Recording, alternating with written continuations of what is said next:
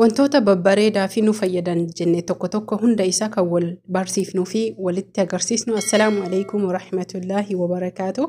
Ashama Oromoo koo guutuu harka fuunee amantiif kutaan osoo waliin qoodin jirtu siniin jedha. Kanarra qabadhee dhufee faxaayira yookiin sandawiisha bareedaa harcee burcuqqoo lama hubadhaa sirriitti. Namoonni akkaataa maatii qabdanii yookiin nama meeqa akka taataniin isin barbaachisaa sooqiddaa maankaa yookiin ammoo hanga harcee saniif nu barbaachisu achi booda bishaanii harcee kana ni baxabbanna jechuudha. Akkuma nama buddeena hojjatuutitti hubadha. Bishaanii fi sooqidda akkasuma mootuyyuu harcee qofa kan nu barbaachisu waan tokkollee nu barbaachisu. Sandawiisha keenya mana keenya keessa teennee bakka barbaadda yoo jiraattan biyya keenya keessa illee yoo jiraattan kan itti fayyadamtanii ciree akkasuma mootuyyuu irbaata nyaata lallaafaa namatti hin ulfaannee fi ijoollee keenyallee ittiin gammachiisuu ni dandeenya jechuudha.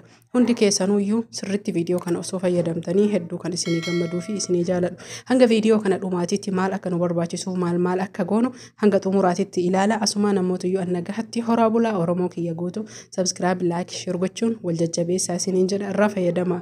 Waan salphaa kana maallaqa guddaa osoo hin baasin mana keenya keessatti akka fayyadamnu waliif ergaa obboleeyyan kiyya hundi keessanuyyuu nagahatti horaa bulaa killee lama qopheeffatanii achi booda hanga xumuraatitti meeshaa guutuu ijaan ilaala.